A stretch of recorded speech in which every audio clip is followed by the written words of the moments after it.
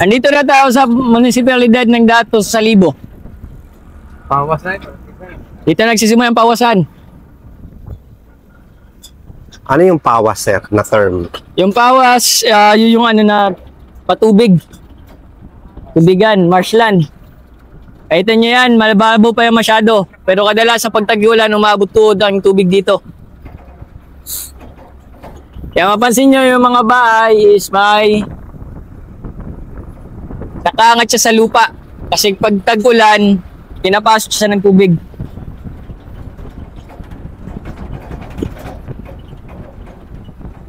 Ito yung munisipalidad ng Dato sa Libo. Dito papasok tayo patungo ng Masasapano.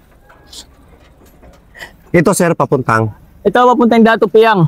Labas na. Lalabas ng Dato Piang papuntang Midsayap. Ito. Ito papuntang Masasapano.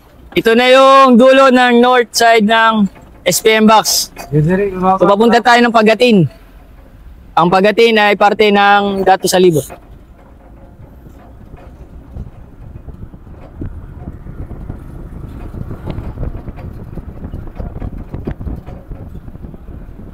Yung sir, ito naman yung target natin sir na ilang way.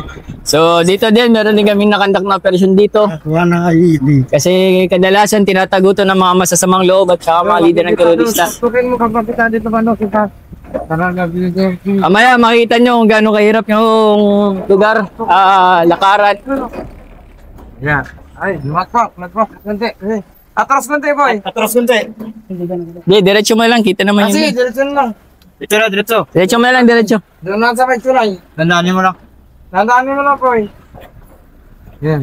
Yung kita ang overview. Para yun lang. Sa may tulay. Yan. Sir, yan na. Yeah. Sa side na to. Bakit anong meron sa side na to? Ano nakuha? Yung side kasi na yan, sa gilid natin, sa east side ng Pagatin, yan yung approach nila gamit yung tubig. Tubig naman yung gamit nila dyan, pangka. Kaya mahirap sila habulin kasi alam nila yung terrain.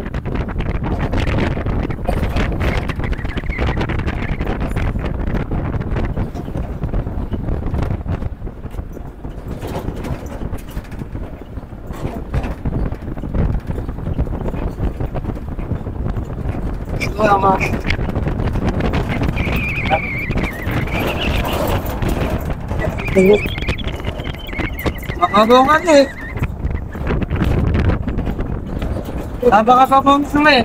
Para sa bigo.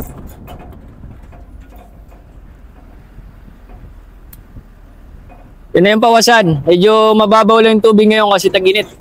Pero pag tagulan yan, lubog yan sa baha. Sa mga bahay na lubog na eh.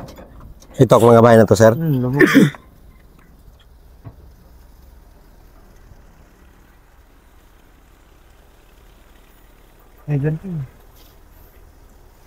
So pag malakas ang ulan dito, sir, atong mga bahay na to, Inaabot ng tubig to pag malakas yung ulan. Kasi nagiging blockage to sa pagdaloy ng tubig. So yung tubig, walang ibang daanan kundi yung kalsada talaga. Ito inabot ka tubig ito. Ito mismo karsada. ano.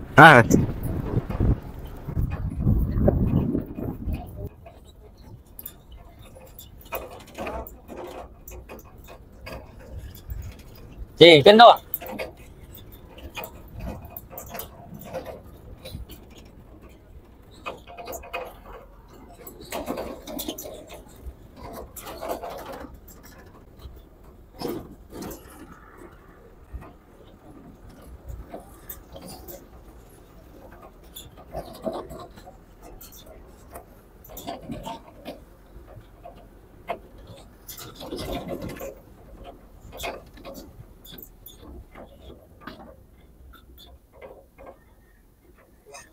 O kadalasan ang target namin ganyan yung bahay. Nasa malayo at tapos ano lang yung daan. Kawayan. O kung may tatargetin kami at kailangan namin pasukin yung target na yan, sadyang mahirap talaga yung terrain. Hindi basta-basta yung pagpasok.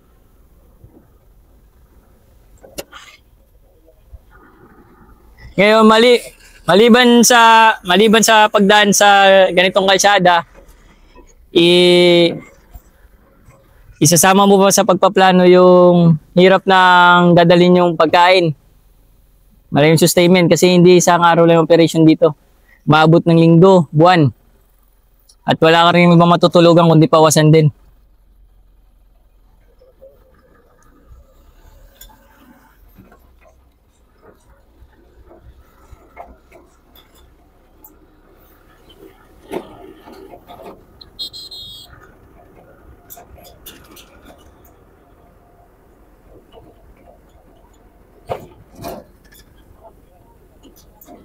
Marshland talaga siya. Dati hindi to marshland. Sinabi nga dati is naging ano lang siya, yung tubig walang madaluyan kaya kinuha niya na yung ibang mababang lupa. Makikita natin mamaya-maya yung mga bahay na gumawa ng mababa. Papansin nyo na kinailan siya ng tubig dahil nung dating panahon is hindi pa to lubog ng tubig.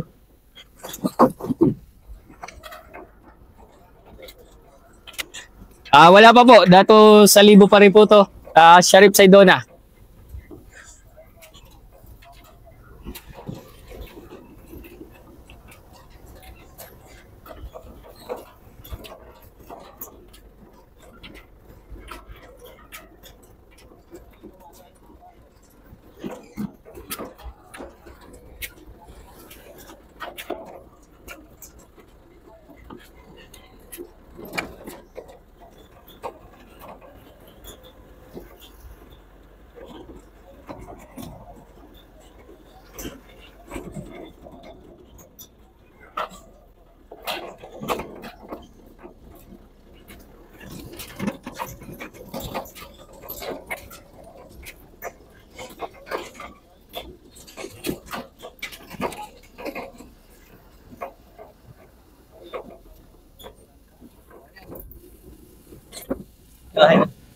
Ayan, yung mga dating bahay.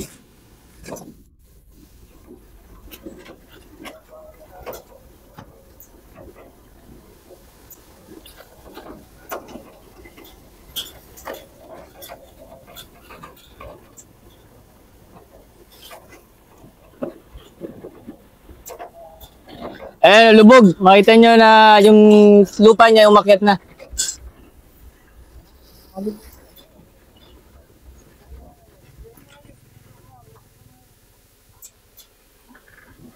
Nalang nito, tinatambakan yun.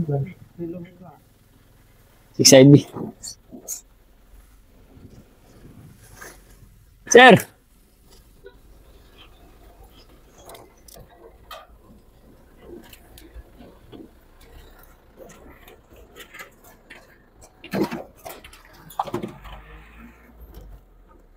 Yan, nakapay niya.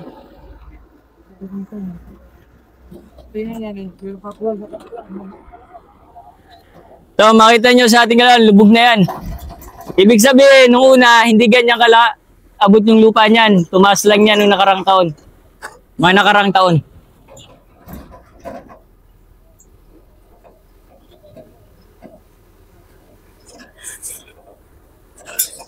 Kadalasan, pag nag-ooperate kami dito at wala kami matulugan, dyan na lang kami nakikitulog. So, wala talagang mapwestuhan yung tropa. Kung hindi ka basa, mababasa ka talaga. Kung hindi ka basa, mababasa ka. Ito, dito, detachment to. So, meron ditong detachment to. Nandito yung 6IB, isang kumpanya ng 6IB. So, makita nyo yung buhay ng amin, buhay ng army. So, kung saan kami destino, yun talagang ginagawa namin lugar.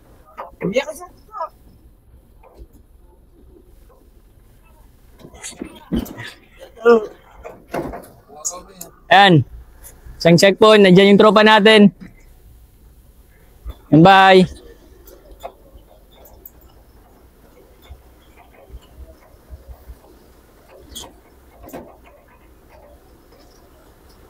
Andito na tayo sa Sharif Saidona.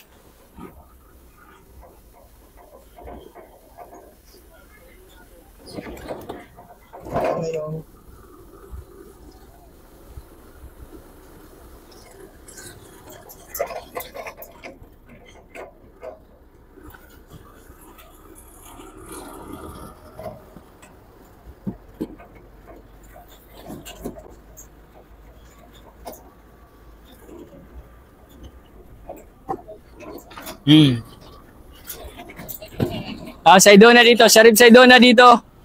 Masasapan no, doon banda. Susunod, Barangay Lintangan. Sharif Saidona, tapos is yung masasapan no na.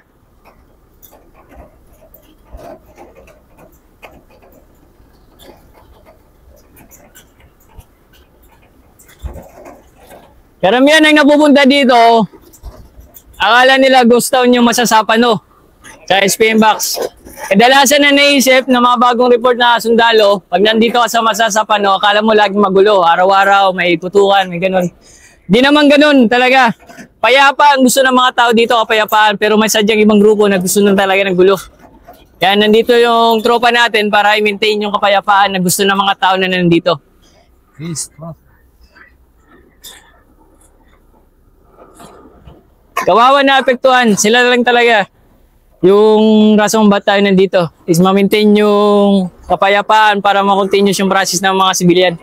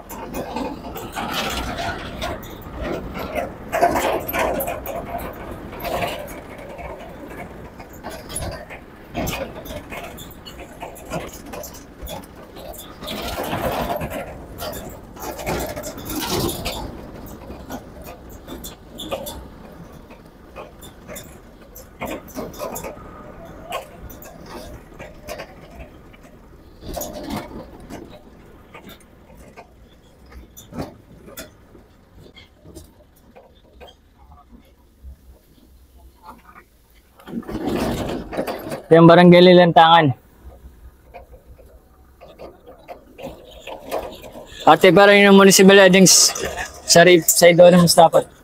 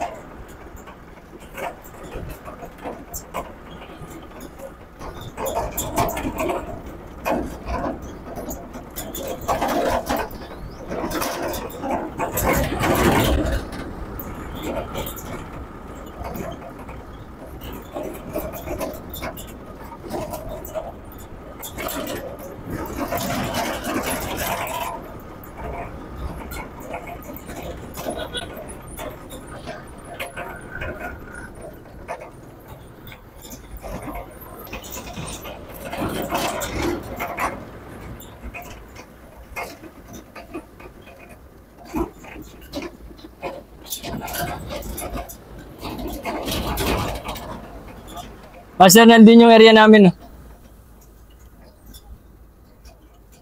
Nakita na sa kaliwa, din yung area namin. Mga 300 meters dito papasok.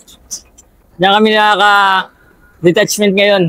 So nagpapagitna kami sa dalawang umawan na grupo. Ngayon, nag-resettle na sila. Nakapag-usap na. Pero para sa security ng civilian, diyan kami nilalagay para maiwasan yung gulo ng dalawang grupo. Ito yung papasok papuntang detachment. Yan daw sa area na masasapan no, barangay Tukanalipaw. Di pa, sa pote pa. Simula dito, mga nasa 2 kilometro lang kung saan nangyari yung sa 44.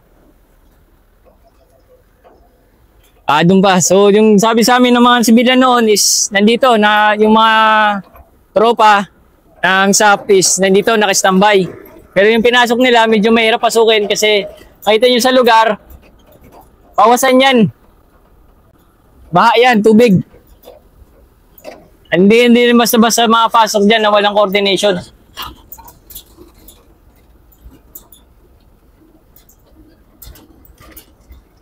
Papasok pa dito. Mga nasa 3 clicks dito papunta.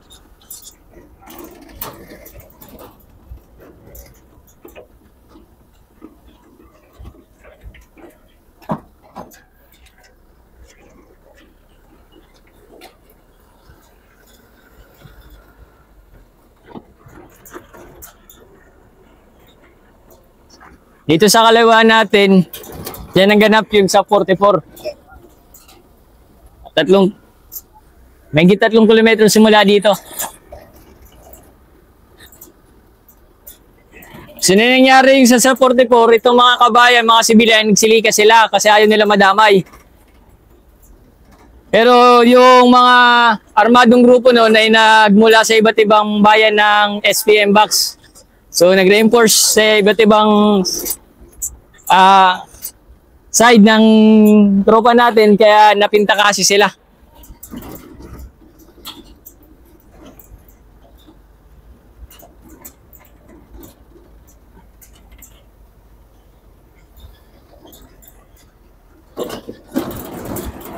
Hindi ako papunta doon.